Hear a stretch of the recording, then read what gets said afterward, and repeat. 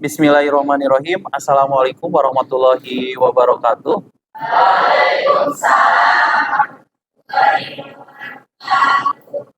Sebelum mengikuti perkuliahan hari ini, marilah kita berdoa. Berdoa dipersilahkan. Gimana kabarnya hari ini kalian? Masih semangat? Alhamdulillah ya, masih semangat walaupun gerah-gerah siang gini ya. Baik, Bapak akan mengecek kehadiran kalian. Oke, kita absen terlebih dahulu ya. Yasir, Sasa, Syafi'i, Intan, Silvi. Nah, baik, Bapak akan menerangkan tentang materi hari ini, yaitu manajer dan manajemen. Nah, sebelum ke materi manajer dan manajemen, dan apakah itu manajer dan manajemen, Bapak akan mau menanyakan dulu ke kalian tentang manajer. Nah, menurut kalian, apakah manajer yang baik itu dilahirkan atau dibentuk? Saya, Pak. Manajer yang baik itu dilahirkan karena ada beberapa orang sejak kecil sudah memiliki kemampuan untuk memimpin dan percaya diri yang bisa mampu mempengaruhi orang lain. Baik, ya ada lagi yang mau menjawab pertanyaan yang tadi?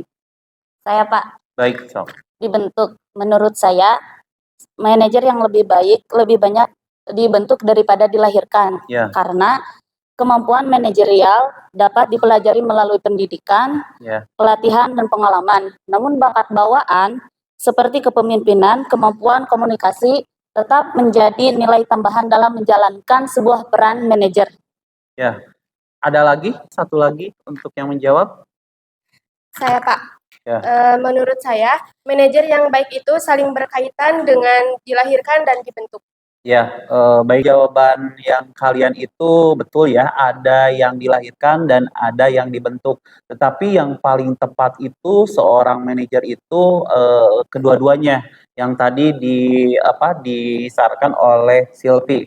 Potensi itu berarti modal awal.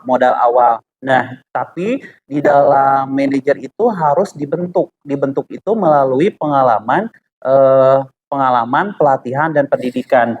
Nah, dengan pelatihan dan pengalaman di sini berarti proses yang dibentuk seorang manajer itu menjadi seorang manajer yang profesional. Nah, seseorang mungkin akan memiliki bakat sejak lahir, tetapi bakat sejak lahir itu tidak cukup. Ya, tidak cukup. Namun untuk menjadi seorang manajer yang efektif itu bakat saja tadi ya tidak cukup. Nah, seorang manajer itu harus belajar melalui dari pelatihan, pendidikan, dan pengalaman. Supaya apa? Supaya si manajer itu dapat mengelola manajemen yang ada di dalam perusahaan dan organisasi. Seperti itu. Oke, kita lihat video berikut ini. We want all employees to feel as if they are. Setelah kita melihat video ini, sekarang Bapak akan menerangkan tentang inti dari manajer dan manajemen. Apa itu manajer dan apa itu manajemen? Nah, pengertian dari manajer dan manajemen adalah individu yang bertanggung jawab melaksanakan kegiatan manajemen dengan mengelola sumber daya, mengarahkan dan mengkoordinasikan tugas orang lain untuk mencapai tujuan organisasi. Nah, yang kedua adalah pengertian dari manajemen adalah proses perencanaan, pengorganisasian, pengarahan, dan pengawasan sumber daya dan kegiatan dalam satu organisasi untuk mencapai tujuan tertentu secara efektif dan efisien. Nah, di dalam pengertian di sini, di dalam manajer dan manajemen udah tahu kan ya pengertian dan perbedaan antara manajer dan manajemen itu berbeda. Manajer itu adalah orangnya, subjeknya, kalau manajemen itu adalah objeknya. Objeknya itu berarti prosesnya yang dilakukan oleh seorang manajemen. Selanjutnya adalah tugas umum dari manajer di semua tingkatan. Tadi kan tugas tanggung jawab setiap divisi, setiap lini ya, setiap lini sekarang mah secara keseluruhan atau secara umum manajer dari semua tingkatan lini pertama, lini menengah, lini puncak. Nah itu adalah fungsi ada 5. Yang pertama adalah perencanaan, yang kedua adalah pengorganisasian, yang ketiga adalah pengarahan, yang keempat adalah pengawasan dan pengambilan keputusan. Nah itu tugas-tugas umum manajer dari semua tingkatan tadi lini yang 3 itu. Nah, yang pertama adalah manajer itu menyusun rencana kerja ya, kerja dan strategi. Yang kedua adalah praorganisasian itu apa? Berarti menentukan sumber daya untuk menugaskan sumber daya untuk menugaskan itu berarti apa? Mengatur sumber daya dan membagi-bagi tugas dalam menetapkan tanggung jawab agar pekerjaan itu teratur. Nah, yang ketiga adalah pengarahan. Pengarahan di sini berarti apa? Memberikan motivasi, arahan, dan supervisi. Memberikan motivasi, arahan, dan supervisi di sini berarti apa? Si manajer itu mengarahkan atau memotivasi atau membimbing bawahannya bagaimana gitunya agar bekerja sesuai dengan rencana yang efektif dan efisien. Yang selanjutnya adalah pengawasan. Pengawasan berarti memantau dan mengevaluasi kinerja tim. Memantau dan mengevaluasi kinerja tim di sini berarti seluruh dari tugas manajemen itu mengawasi manajemen yang ada di dalam sebuah perusahaan dan biasanya membandingkan hasil-hasil rencana kinerja yang akan dilakukan. Nah itu, yang terakhir adalah pengambilan keputusan. Pengambilan keputusan di sini berarti menyelesaikan seluruh masalah yang ada di dalam sebuah perusahaan atau mengambil keputusan yang tepat. Nah itu tugas umum dari manajer di semua tingkatan. Oke, yang terakhir materi yang terakhir adalah keterampilan yang dibutuhkan oleh manajer. Nah, keterampilan yang dibutuhkan oleh manajer itu ada 4 ya, yaitu secara konseptual, interpersonal, teknis, dan politik. Ya, itu harus ada di dalam seorang manajer yang dibutuhkan oleh seorang manajer. Nah, yang pertama adalah keterampilan yang dibutuhkan oleh seorang manajer itu adalah secara konseptual. Konseptual itu berarti menganalisis dan mendiagnosa situasi dengan kompleks itu. Ya. Yang kedua adalah interpersonal. Interpersonal itu apa? Bekerja dengan memahami dan memotivasi individu atau kelompoknya ya. Terus yang ketiga adalah teknik. Teknik itu seorang manajer itu butuh apa? Pengetahuan atau teknik spesifikasi pekerjaan seperti gimana. Nah, yang keempat adalah politik. Politik itu harus selalu dimiliki oleh seorang manajer. Karena apa? Karena seorang manajer itu harus membangun kekuatan jaringan koneksi. Ya, kerjasama dengan orang lain. Kalau tidak bisa bekerja sama manajer dengan perusahaan lain atau dengan perusahaan lain bakal bangkrutnya. Nah, itu. Mempelajari manajemen dan manajer di dalam konteks moderasi beragama, manajemen mengajarkan bahwa kita harus adil, seimbang, menghargai perbedaan. Nah, di dalam manajemen bahwa di dalam suatu organisasi ada manajer.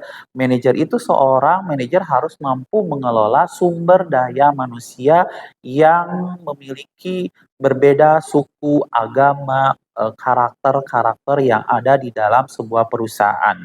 Moderasi beragama di dalam fungsi manajemen, yaitu seorang manajemen dengan melaksanakan fungsi-fungsi manajemen ini, bahwa moderasi beragama dapat diterapkan di dalam 4 fungsi manajemen di dalam sebuah organisasi. Nah, dengan demikian nilai moderasi beragama menjadi suatu landasan penting dalam melaksanakan fungsi dan peranan manajer di dalam berorganisasi. Oke, untuk materi hari ini selesai. Ada yang mau ditanyakan tentang materi manajer dan manajemen? Saya Pak mau bertanya Pak. Ya, silahkan. Kan dalam keterampilan yang dibutuhkan seorang manajer itu idealnya harus memiliki 4 keterampilan manajer. Nah, yang saya mau tanyakan, bagaimana kalau seorang manajer tidak mempunyai keterampilan konseptual atau salah satunya tidak ada? Di sini kalau misalkan tidak ada salah satunya, misalkan interpersonal, interpersonal itu tadi pengertiannya atau tugasnya itu bahwa harus adanya bekerja dengan dan memahami, memotivasi individu dan kelompok. Nah, jika kurang keterampilan di interpersonal di sini, berarti si manajer akan mengalami kesulitan komunikasi dengan bawahannya. Karena tadi di sini interpersonal itu bekerja dengan memahami dan memotivasi individu dan kelompok. Berarti si manajer kalau tidak menguasai interpersonal di sini berarti akan mengalami kesulitan berkomunikasi atau memotivasi bawahannya atau secara tim atau bekerja samanya secara tim itu ya. Terus yang selanjutnya jika seorang manajer tidak memiliki salah satu atau keempatnya itu berarti manajer menjadi kurang optimal atau kurang efisien ya. Izin bertanya Pak. Ya, baik, silakan. Kalau boleh tahu apa ya hubungannya manajer sama manajemen? Hubungannya manajer dengan manajemen. Baik, oke, Bapak akan jawab pertanyaan dari Silvi, bagaimana hubungan manajer dengan manajemen. Tadi Bapak udah menjelaskan bahwa manajer adalah seorang pelaku ya tadi, dan manajemen itu adalah prosesnya. Jadi seorang manajer dan kepada manajemen itu ada ketergantungan timbal balik. Ketergantungan timbal balik itu berarti satu sama lain antara manajer dan manajemen itu saling membutuhkan. Tadi manajer itu adalah orangnya yang melakukan kegiatan-kegiatan dari manajemen. Nah, manajemen itu adalah proses untuk melakukan sebuah kegiatan-kegiatan yang ada di perusahaan atau organisasi. Nah, keduanya itu saling keterkaitan ya, balance-nya gitu. Balance. Kalau misalkan tidak ada manajer berarti pasti tidak ada manajemen. Kalau manajemen ada, kalau tidak dikelola berarti manajemen tidak akan berjalan dengan baik. Nah, berarti antara hubungan manajer dengan manajemen itu ketergantungan secara timbal balik. Ya tadi tanpa manajer, manajemen tidak berjalan. Tanpa manajemen, manajer tidak memiliki arah kerja. Nah, seperti itu hubungan dari manajer dengan manajemen. Baik, materi kali ini sudah selesai. Bapak sudah menerangkan manajemen, manajer, tugas dan fungsi secara umum, secara khususnya. Terus idealnya manajer itu seperti gimana? Nah, untuk kesimpulannya bisa ada yang menyimpulkan materi hari ini? Ya Pak. Ya, silakan. Ya, jadi bisa kita simpulkan dari pembelajaran kali ini bahwa manajemen itu cara atau proses mengatur pekerjaan agar mencapai tujuan. Ya. Sedangkan manajer itu adalah orang yang mengatur dan memimpin proses tersebut. Jadi keduanya itu bekerja sama untuk mencapai tujuan organisasi atau perusahaan. Ya. Baik, itu bahwa manajemen dan manajer itu saling keterkaitan satu sama lain. Tanpa manajer, manajemen tidak akan berjalan. Tanpa manajemen, manajer tidak memiliki arah kerja. Nah, itu keseluruhan tentang materi dan kesimpulan dari materi manajer dan manajemen. Baik, untuk pertemuan kali ini Bapak tutup Dan untuk minggu depan kita akan membahas tentang lingkungan manajemen. Nah, sebelum ditutup, Bapak terima kasih yang sudah hadir pada hari ini dan Bapak akan tutup bila taufiq wal hidayah. Wassalamualaikum warahmatullahi wabarakatuh. Waalaikumsalam.